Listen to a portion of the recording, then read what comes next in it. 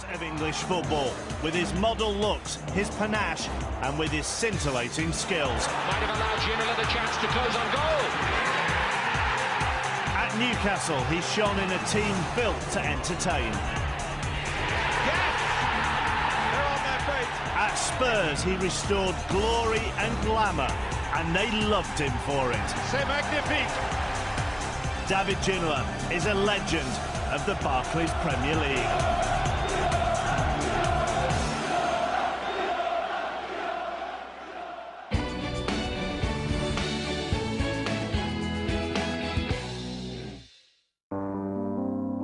He came to England from France to join a revolution.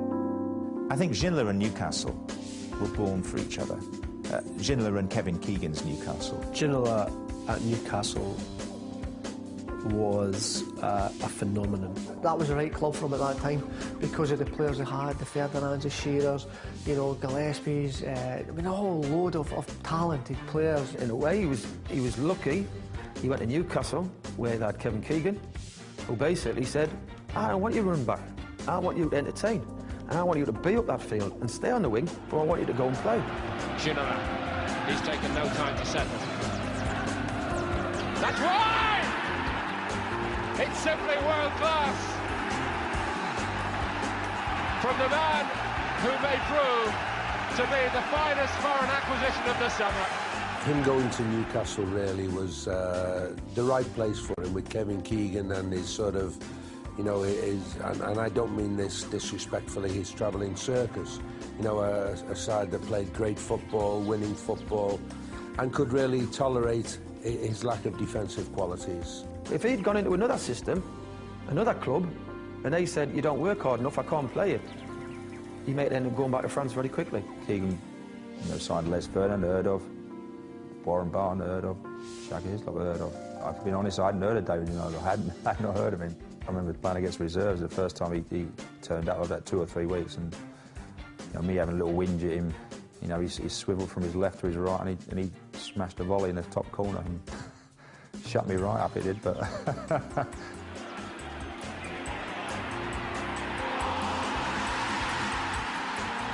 In London, he was an entertainer amongst many other entertainers in many other walks of life. In Newcastle, that's a city that lives and breathes football. And you have 50,000 people that turn up at the Cathedral of St James every Saturday or Sunday to pay homage and to worship. And they love their gods, and Ginola fulfilled that role. Ginola is an overt showman, absolutely. Thrives on it, you know. The fact that he always wanted to take corners and free kicks, he'd take the throw-ins as well, you know. He would do anything if it meant he was the centre of attention and on the ball. Now, Geordie people as a nation, they're not like that, but they love someone who is. And Ginola, who's playing wider on the left, is in a more central role in the first half. He tends to do better on this side. He's got a chance. Can he bring Newcastle back into it? He can!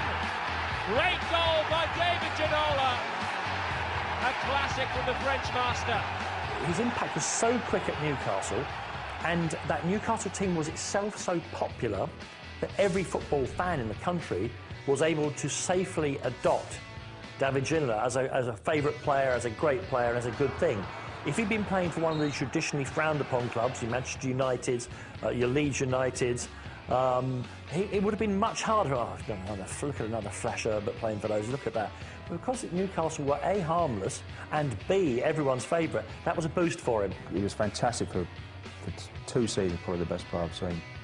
But, you know, but he sort of lost a little bit of heart really when Kevin left. I think everybody would love to see that team win a trophy, I've got to say. Because, as I said earlier, the hardest part of football is entertaining. And they entertained. Unpopular in his home country, Ginola never had that problem in England. Дэвид Джинола, an Englishman? No, I'm not having that. Дэвид Джиноla is the Frenchiest Frenchman you will ever meet. What's definitely true is that he found a home in England which suited him, and we found in him something that we really needed in this country. He was a pariah in France, Дэвид Джиноla. All his skill, all his brilliance, all his flamboyance, all his beauty had gone to waste in one football match. It was him giving the ball away in a crucial World Cup qualification match against Bulgaria that meant that France didn't go to a World Cup. And he had the blame of a nation on his shoulders. So when he came to England, he was escaping that. And suddenly he was offered a platform where he could do what he wanted, when he wanted, how he wanted, and be loved for it rather than berated for it. We needed him. We were getting into the end of the 1990s, into a new century, and we still in Britain had a thing where, you know, footballers had to be hard working and tough and wear crew cuts and all the rest of it. Some of it was David Beckham that got us out of that. Some of it was Дэвид Джинола. He was the embodiment of flair. He was the epitome of chic, both on and off the pitch. In the northeast of England, you know, where people watch football in cap sleeves vests in February. He was perfectly accepted with his flowing locks and all the rest of it because he was French. Totally, totally French, and that's why we loved him.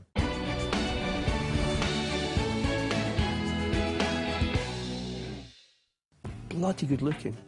He was almost the first Premier League superstar model player, you know. In the macho world of football fans, people would say if I had to sleep with one man it would be Дэвид Джинола, and I'm talking about men here, not women. That's the kind of effect he had. It was incredible.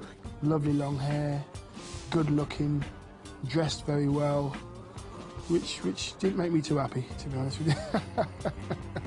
Well, she's there and he combed it and he looked $1 million, you know. He'd get up out of bed, he'd look $1 million, and the rest of us look awful in the mornings, but he'd still look good. We were about to go out. I'm captain this day, and I'm trying to get the boys all revved up. I'm now at the front, you know, hitting things and getting the boys and holding them and saying, come on, it's a big game today. We're playing against Everton. We've got to win this game. Now I'm now shouting and screaming, are you ready? Are you ready? I'm shouting, David, are you ready? I'm thinking, well, David, where are you? Nowhere to be seen. I'm thinking, I'm giving my best speech here as a captain. I can't find him. I go back into the sort of shower area, and there's skips there where the kit is. David's sat on a skip, legs dangling, his legs are crossed, and he's got his fingers and he's filing his nails like that, having a double check. I'm thinking, David, got a game? I said, yeah, I'll be there in a minute. But he was such a great lad. He used to bring us like boxes and boxes of Head and Shoulders in for the lads. And then he was sponsored by police sunglasses, and he'd bring boxes and boxes of police sunglasses in for the lads. So the lads loved him. They thought it was great. The first time we've ever seen sort of like, you know, the modelling world and the football world cross over, really. I'm not sure that Ginola loved football. I think he loved the stage that it provided for him. He was able to parade his talents and say, hey, aren't I good? But I'm not sure that you would find him on the touchline at Whitley Bay if he wasn't playing for Newcastle, watching them play on a Tuesday night. David was involved with so many things, but all these other little activities outside of football never got in the way of the football. Players joke that he, you know, was one of the last to leave because he'd spent an hour in front of the mirror. It wasn't quite true, I never felt. He wanted to stay because he loved the environment, he loved the ambience of the training ground, he wanted to talk football. I liked him. Let's not kid ourselves. He was just a monstrous sex symbol. He's Omar Sharif, isn't he? He's Johnny Foreign who pitches up and says, yes, that's what I'm bringing. Live with it.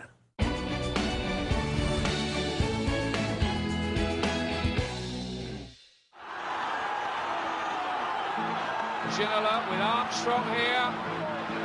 Fenn maybe. Ginola, yes! 3-0. David was unbelievably two-footed. I mean, if you look now at players and they say they're two-footed, they're not really. You know roughly 99% of players if they're right foot or left foot. I didn't know which one was David's best foot. Was he left-footed or right-footed? He was sort of equal talent on either side. Most wingers only have one foot and they have one pace. So if they go past you, they're trying to buy. If they come inside, it's the easiest thing. They want to take the ball off them. What Ginola had, that most wingers don't, is that two great feet. And therefore the goal at Barnes was the perfect example of that. He didn't know what to do with them because he could have still got the byline. After beating the second player, he could still have got the byline and chipped it. But no, I think I'll go inside. Maybe, why not? What did defenders do? It was a defender's nightmare. So what the managers then tend to do is go get the opposition winger and say, look, come back. Every time Ginola gets the ball, you double up and you try and stop it that way. And Дэвид Джинола had a certain trick where he'd receive the ball, drop his shoulder to the left or drop his shoulder to the right and then go the opposite way. And you knew it was coming, but you couldn't do anything about it. In training, he'd done it. In games, he'd done it. I remember Kevin trying to say, David, show Rob how to do that turn and see if he can do that in the middle of the park. I must have been there an hour trying to get this turn. It's just, David was trying to show me, but he couldn't show me in slow motion. I still to this day do not know what foot he kicked with.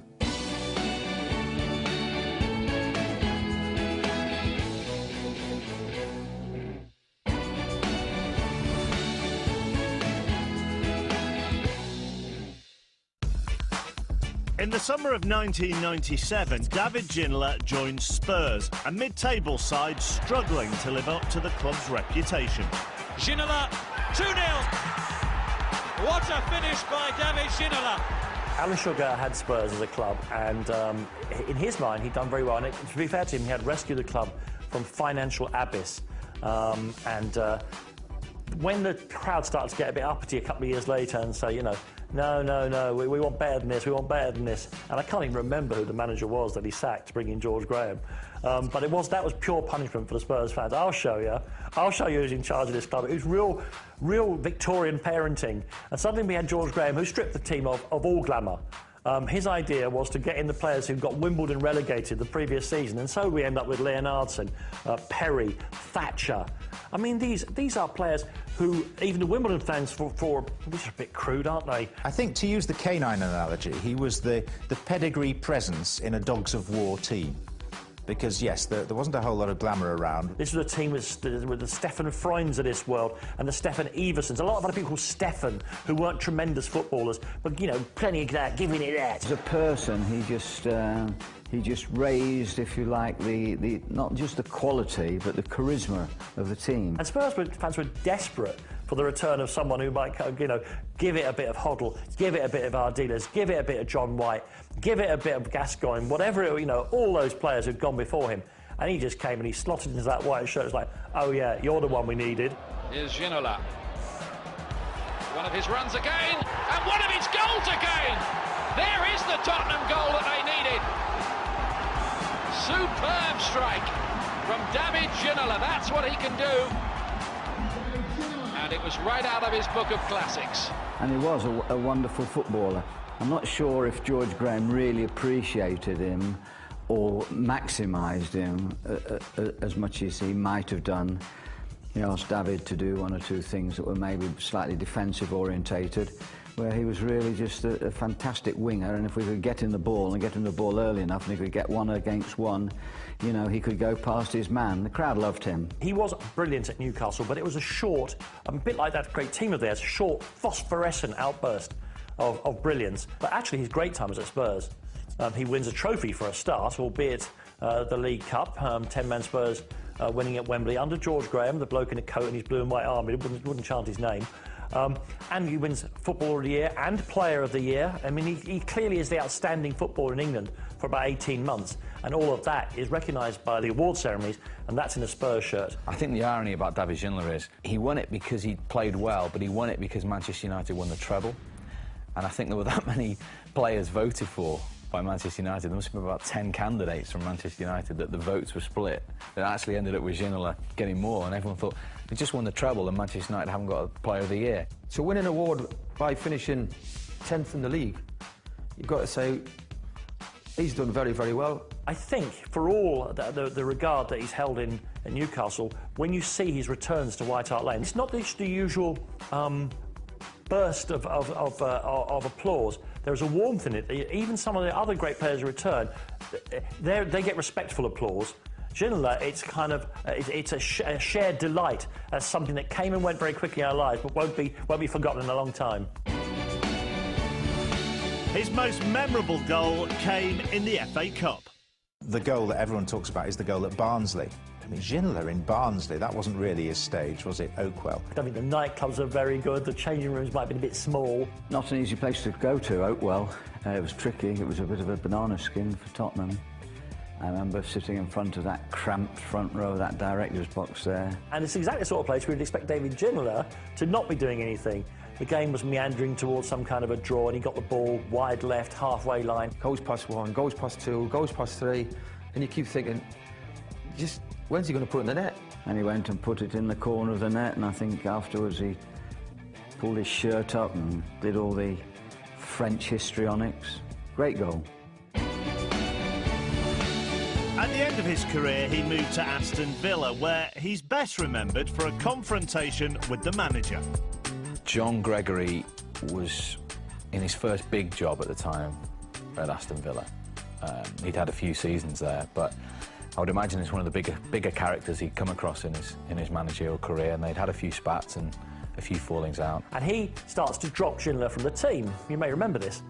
and he uses a physical attack on Ginola to justify it. Apparently the manager, John Gregory, had been critical of his fitness levels. That perhaps he was ever so slightly out of conditions. He said, I think he's fat. He used the word fat. So one day, he scored the most magnificent goal, as Ginola was wont to do, and celebrated by peeling off his claret and blue Aston Villa top. And he was cut and chiselled and honed and gleaming like the statue of David. And he stood there and strutted. He looked at John Gregory over at the touchline as if to say, There are many words you might apply to it. Show-offy, over the top. But fat was not one of them. I speak as one who knows, was not a word I would apply to that physique. Дэвид Джинола, whose physique has been criticised by the manager, scores his first goal for the club in dramatic circumstances. Great goal too. Ginola's been booked for his celebration. Is he overweight? Well, you can judge for yourselves. I think he accepted the yellow card, but he just wanted to let people know. And you did see as well a few faces of...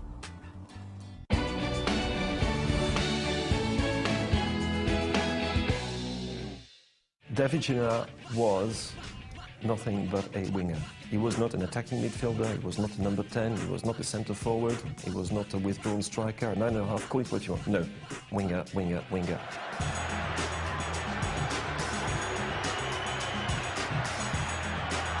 Ginola, got beyond Johnson and Keith. The thrilling run from Дэвид Джинола. Well, they really were labouring in his wake there.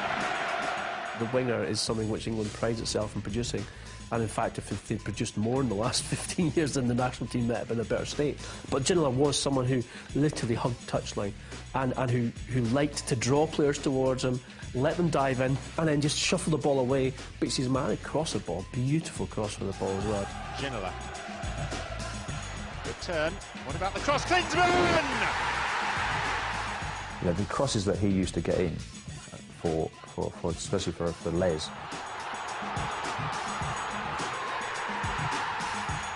all over the place. As soon as he got the ball, he used to run at someone, either cut inside, get a crossing. Ginola. Dublin! Goal!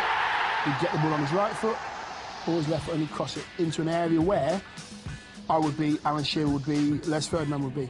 Les Ferdinand possibly, and Alan Shearer possibly wouldn't be on as many goals if they hadn't have played with Дэвид Джинола because of his supply, endless supply of crosses.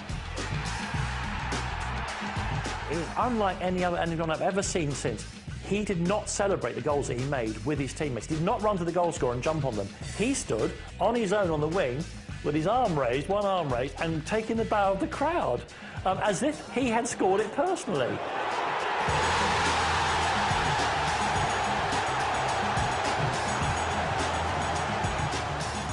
I don't think anyone could brief you to do with Дэвид Джинола. You knew what he was good at, and you knew what he didn't want to do. We knew he didn't want to track people back because we'd played with him. We sort of like, you didn't need telling. You know, if you run off him, he certainly isn't going to follow you. But you know, if he gets that ball and he starts dribbling at you. Because a lot of managers, I would imagine, in the nicest possible way, would tell their fullbacks to get stuck in early to him and to hit him hard. That David could take the physical challenge. He didn't mind that. Yeah, I just started kicking him. I've been being honest. I try to get to him as quick as I could and try and kick him and put him out of his game. Really, I didn't. Because he was so talented. He was built, of course, like a London telephone box. He's about 6'3", Ginola, and he is good 14.5 stone. He's not a wiry Ryan Giggs. He's not, on the face of it, quite as fleet of foot. But you asked defenders that played against him, his change of pace was extraordinary.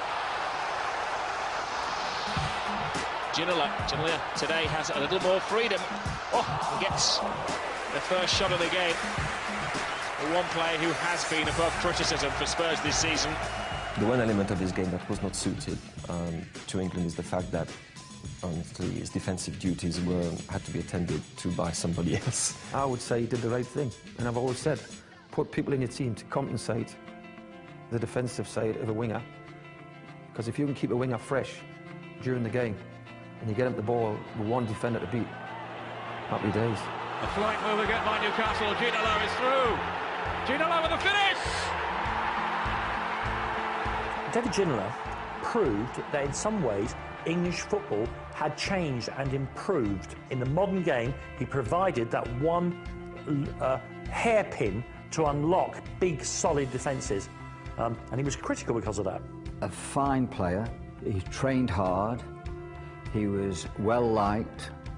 In fact, he was more than well-liked. The crowd loved him. If you're a fan of Tottenham or Newcastle, I mean, you've got to fall in love with that man. I mean, what else could you do? If you don't, something is seriously wrong with you. I enjoyed Дэвид Джинола. If he walked in here now, he'd cuddle people. That's the way he is. He was a very warm Frenchman, and he added a lot of good things to the English game.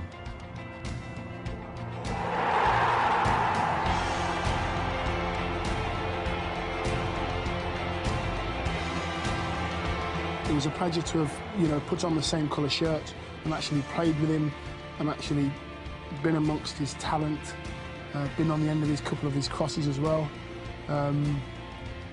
But no, he was a bit of a genius, to be honest with you. During the game we'd be smiling and laughing really, because he did used to take the Michael out of some fullbacks. He used to feel sorry for him, run past him. I wouldn't want to mark him. I wouldn't want to go out there.